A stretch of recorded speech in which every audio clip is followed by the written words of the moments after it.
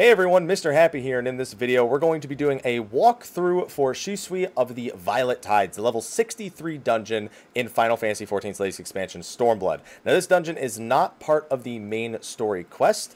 The quest for it is called the Palace of the Lost Souls, and it will be unlocked shortly after you unlock diving through the main scenario quests. So just look for this quest. It's required for an Ethernet in order to learn how to fly in the Ruby Sea as well. So you're going to need it regardless. You're not going to want to just not learn flying in the Ruby Sea. It drops item level 270 armor and accessories, and is not too bad of a dungeon overall. This is actually the only dungeon I got to play during the Media Tour event, which I attended, so it's the dungeon I'm the most familiar with, or the only dungeon I'm actually familiar with ahead of the time playing it. So we'll be going through this dungeon walkthrough style. I'll just describe the encounters and the trash as we run through them. Apparently we're doing big pulls as well. This has happened in the previous video too, where we did a normal pull when I was remembering the dungeon, and then we did a big pull when I was like, okay, second run in this case. So the first part of the dungeon is fairly simple. There's a lot of ads here that should be familiar at this point. Enemies you've seen out in the open world with a handful of different AoEs. The only thing you really have to look out for in this first part of the dungeon, you'll notice that there's like Orobon feelers kind of reaching above the sands. And those Orobon feelers, if you step near them, an Orobon will jump up and do some damage. It's not a whole lot of damage. Even if you do it, it's not going to be the end of the world. But, you know, if you can avoid it, go ahead. You can see this one's guarding a treasure coffer over here, and I'm honestly just going to hit it on purpose in order to grab the treasure coffer as it is. So that is what it is. I'm just going to do that right now. There you go. I parried it, but it only did about 3,000 damage, so not so bad. I'm going to use Riddle of Earth in order to keep my Grease Lightning stacks right there. I found that pretty handy, to be honest. Second trash right here, an Orobon and just a few of these Pugil mobs. Nothing fancy, just kill them. We're gonna, okay, we're doing another big pull. I don't know why I'm surprised. It's just more of the same. More Orobons in the ground, more Orobons that get a fight above the ground. So just watch your feet, and everything's gonna be fine. Oh, there you go. So some of them, as you can see, that one did flounder, which knocked me away. And if it knocks you away into the other ones, that can get problematic just because of the damage output that's gonna be coming through there. And by the way, this is the last pull before the first boss of the dungeon. So let's just take care of this and then move on to the first boss. Hopefully you guys don't mind these walkthrough style videos. I'll be doing these for pretty much everything for the first week or so, and then we'll go back to doing the shorter, more concise dungeon guides that like I did for Heaven's Word. Also, some more ads spawned. Once we killed all the Orobons, these Mutsus spawned. They don't do anything fancy. It's only 3 of them. They hit kind of fast, but nothing fancy. Just kill them. I mean, that's trash pretty much in these leveling dungeons. Watch out for the... Watch out. I'm sorry, it just made me laugh. Watch out for the... Oh, I'm disconnecting. That's not pleasant. Uh-oh. Uh-oh. Uh-oh. Uh-oh. Same. Okay. So I ran into some red balling issues. Assuming we don't disconnect all the way from this dungeon, I'll still use this footage for the guide. But at least you know that I'm not completely immune. I may have gotten through Cold Steel, but I'm not completely immune to server issues, as you can see. Another thing to keep in mind with these Mutsus is they actually put on a physical vulnerability up. So the tank is going to take a lot of bonus damage from any monster attacking them if they get that debuff. It's not really reason enough to bring Asuna as a roll action. You should be able to kill them fast enough, but you may want to consider it in case your group is moving at a very slow pace. Okay, so the first boss here is Mercury, and Mercury has 2 major mechanics. One of them is he's going to bind somebody in place, and then the party will have to kill his leg before he actually kills off the party member. We're having some connection issues, again, as you can see. This is not actually a good boss to have that happening, so we may actually suffer a bit of a problem here. And I see a lot of people in my chat are actually saying that they're running into issues, so, oh, yeah, that's not going to end well. What are the odds that we actually kill this leg on time? So as you can see, I'm bound in place, but still getting to kill the leg. As long as you kill the leg in time, whoever's bound will survive. And after killing the leg, Mercury himself will flail around, and he'll take bonus damage for a short time. So if you have any dots, reapply them during the time where he's knocked on his back in order to make the fight go a little bit faster. So that's the first major mechanic, where he binds you in place. If you're in melee range, then you can still attack the leg even while you're bound. If not, then you know, just try to attack it from a distance. So this Kamakiri ad, the only thing he does is he shoots that AoE, those AoE bubbles you just saw hit all of us. If you kill him fast enough, those mark AoEs will actually disappear, as long as you kill him before they actually appear, appear on the player. Then you can actually skip that mechanic altogether. But those just do some AoE damage, nothing fancy. So let's see what happens when he covers me. So the Paladin covered me, and we both got bound. So Paladin cover just makes it so the Paladin can't move also. So I guess I would recommend not doing that, because you don't want to do that for obvious reasons. There's no reason to bind your tank there. So pretty simple. Do the leg mechanic once, kill the ad once, and then do the leg mechanic and kill the ad at the exact same time. You'll want to prioritize the leg first before the ad and just have people spread out for the AoE. I don't want this. We were both disconnecting, so I'm, you know, not too surprised by that. And then it goes back to just the ad again. I think we're just going to kill the boss right here and not worry about the AoEs that are coming out. Now, keep in mind, if you just leave that ad alive, I'm pretty sure he has a tank buster that gets progressively stronger as well. So you definitely don't just want to leave him alive either. Just kill him off as quickly as possible. Pretty simple, just alternate between the leg and the ad mechanics, and you should be perfectly fine. Okay, hopefully that was the end of our connection issues for this instance. We'll see what happens, but let's hope that's the end. So this next part is full of palace guards, and there's only one dungeon hazard that you have to worry about, and it's a very short-lived dungeon. Who keeps doing that? Stop it. Is that Guru? Oh, it's Carbuncle. Carbuncle, please. Control yourself, Carbuncle.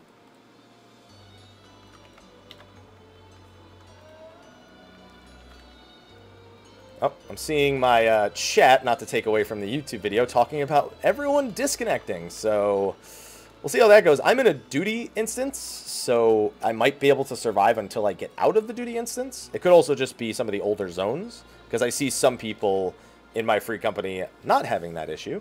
So we shall see. Otherwise, rip servers. Lobby server, please. Alright. Same deal here. More palace guards. These things actually can hit pretty hard. These first bunch don't really hit that hard. But the next bunch, if you want to do a mass pull from this point on, actually hits pretty hard. I think it's some of the hardest hitting ads in this dungeon. So beginner groups definitely take these pulls one step at a time. Not that I need to tell you that at this point, but just keep in mind that this pack in particular, if you pull it to the next pack, which has a slightly stronger trash mob, can be quite threatening.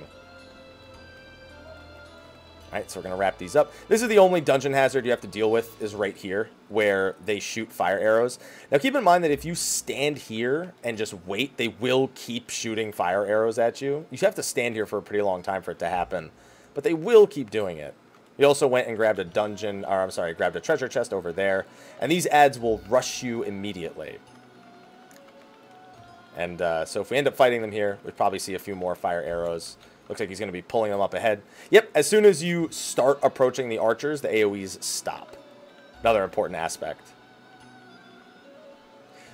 Funny thing, Carbuncle got hit by one AoE. I think Carbuncle went to go pull all the ads. So I think we're going to have some friends here in a second. Unless Carbuncle got desummoned from getting too far away.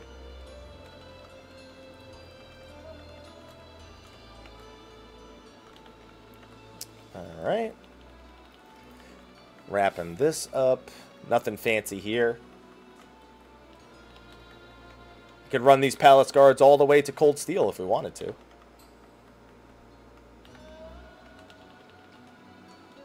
Ah, desummoned. So he apparently, while Carbuncle went to go do his own thing, he very quickly, our summoner very quickly, desummoned him. So you may want to consider that, summoners. It's probably not intentional, but because he took the hit and he was, I guess, not on obey, that's why that happened, I'd have to imagine. Or you could just put it on obey. I think that would make the difference here. Don't quote me on that. But that might have also prevented that from happening.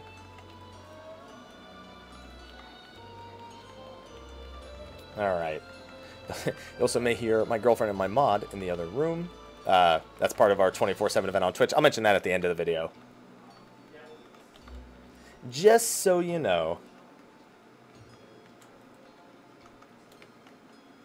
Alright, we're almost at the second boss, which, in my opinion, is the most hilarious boss of the dungeon, just because it has a mechanic that... It's not that it's easy to mess up, but it's just hilarious. So you see these 4 chests along the outside of the room.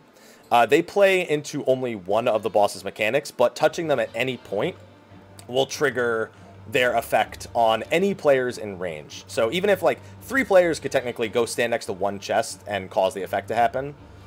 But, you know, most people will just kind of spread out and do it all. So when she uses Seduce, you want all your players to run towards a chest and become old. So as you can see, myself and the tank actually both became old there. And then you just want that for the Seduce. If you're not old when she goes to Seduce, then what ends up happening is you get pulled slowly towards her. You know, you walk towards her. And I think I lagged a little bit there because it didn't feel like one of my buttons wanted to work. And you'll get hit by that big AoE. It's not fatal, but it's also not something pleasant. Another thing to keep in mind, so this is the other AoE you have to deal with. Oh, apparently he could have covered me. Here. Is that actually... Oh, and now he's old. So cover does work on this eruption, so that's a very worthwhile thing to keep in mind for melee DPS. That's a nice little bit of info. If you want to completely ignore that mechanic for one of your melee DPS, tank can just cover it. Or a paladin specifically can just cover it. Didn't know that, but I know that now.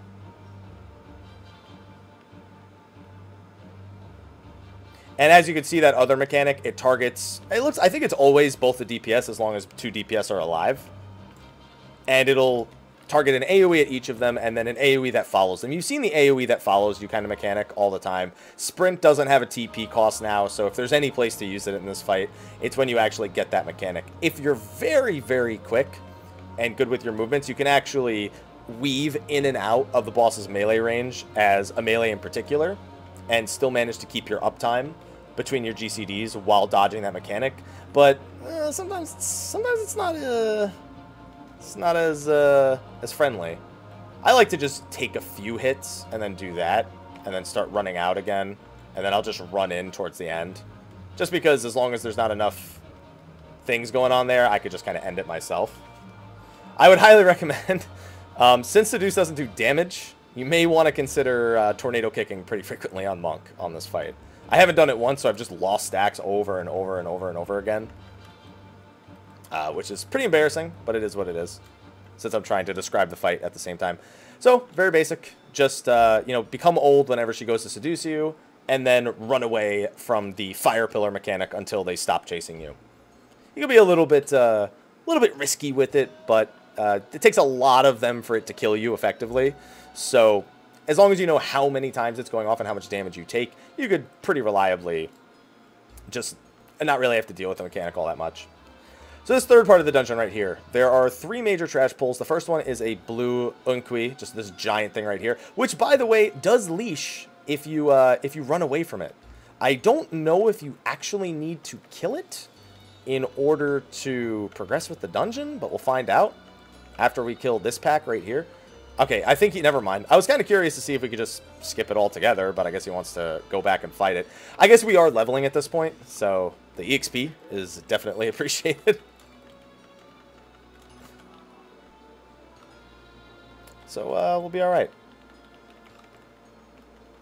Besides, it's kind of just a big crab in the way.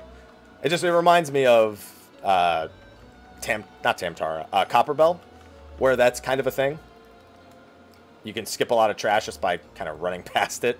The only hazard you have to deal with here, other than enemy AoEs, are these puffer fish that keep spawning, and they just keep exploding. So don't get hit by their explosions.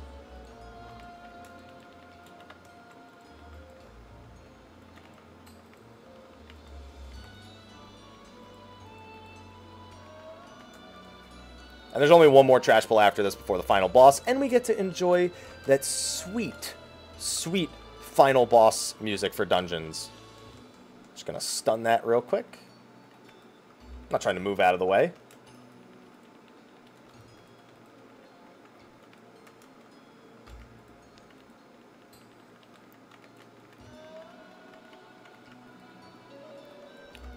Well, these ads take a while, man.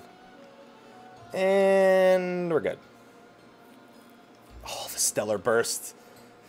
I love the Astro Earthly Star ability. It's so satisfying. So satisfying.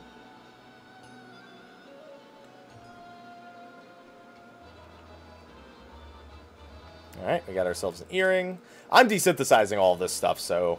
Oh, I should have pressed need on that, but, you know, fingers crossed it still finds its way into my inventory.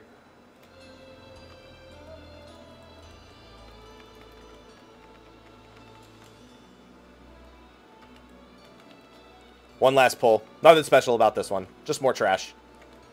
There's also a Treasure Coffer over there if you want to grab it. For the same reasons we've been grabbing them.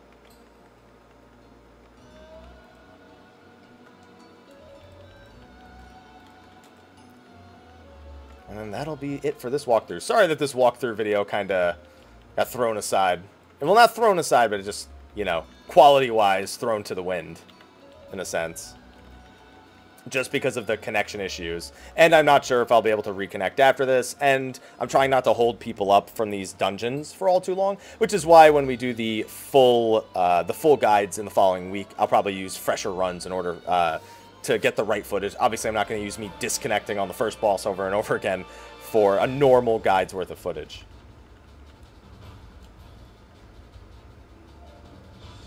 Alright, so this is the last boss. Shisui Yohi. Probably the most straightforward of the bosses in this dungeon, despite being the final boss. Has quite a bit of health, but shouldn't be any harder. The second boss will probably run Duty Finder groups. They'll run into more trouble with that boss than they will run into trouble with this boss. So Thick Fog is the first major mechanic, and it's super simple. Basically, the boss will become untargetable and go underwater. And then 3 ads will spawn. You'll start taking damage over time, but for each ad you kill, you take less damage over time. You see Dropsy goes down to 2 stacks when we kill the first one. And then when we kill the second one, it'll go down to 1 stack, and now we take no damage at all. Now, as a monk, I'm actually going to do something a little fun right here. Yeah, sorry. Had to be done. It had to be done. Monks understand. I just wanted to use Riddle of Fire. So that's the first major mechanic. The second one's coming up here in a second. There you go. So when I say major mechanic, this isn't really a major mechanic. But basically, there's going to be 2 tiny sharks and 1 big shark. You want to kill the tiny sharks first. They're going to be targeting your DPS. The big shark is going to be targeting your healer. And if they finish their bite and run, well, yeah, it's going to hurt. Now, the boss also has a gaze type attack. Right there. I don't know if you saw it, but I turned away from it towards the end. It will cause you to run around hysterically without any control of your character, and you won't be able to DPS the shark, so make sure that that doesn't hit you. I believe it just does Thick Fog, yeah, 1 more time, and then it'll do the shark mechanic again, and then we should be good to go. And that should be it for the whole dungeon.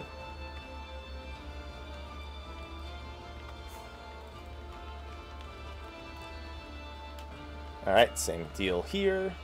I still think the second boss was the most entertaining boss of the bunch for this dungeon. No, I want to get the GCD. I didn't get it. Alright, we're going to lose stacks, Lace. Oh, no, actually, I could have kept my... Oh, wait, I can still keep my stacks here.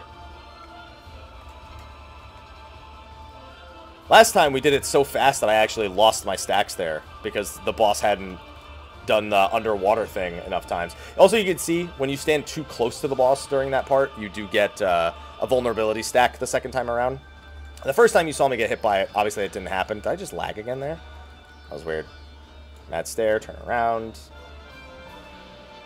Anytime you see that eyeball, ladies and gentlemen, you don't need to know what the mechanic does if you fail it. Just know that you should not be looking at the boss. I'll just LB this and be done. And that's it for the level 63 dungeon here. Not so bad. Sorry again for the mistakes. Not the mistakes so much as the... Oops.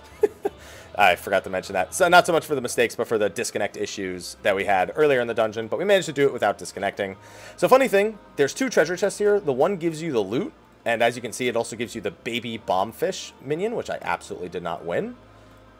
But also there's this treasure chest here that can make you old. And it's just for screenshots. This is what you look like when you're old. Here, let me do it one more time. Let me show you how the old looks like. Come on. Show me old. Yep, there you go. And I'm old. That's the only purpose. It doesn't do anything else except make you old. Just for screenshot purposes, I suppose. Alright. Alright, well, I'm going to thank them for the dungeon. Thanks for the run. And on that note, that's going to be a wrap for my second dungeon video here for Stormblood's launch. Again, look out for the full, official, concise guides that I'll be doing in the next week or so, or after this week is actually passed. Be sure to like, favorite, subscribe, and share, and stay tuned for all the latest in terms of walkthroughs, guides, information, everything you're looking for Stormblood. I'm going to get back to my Twitch stream now, though. Thank you for watching, and until next time, take care. All right, there we go.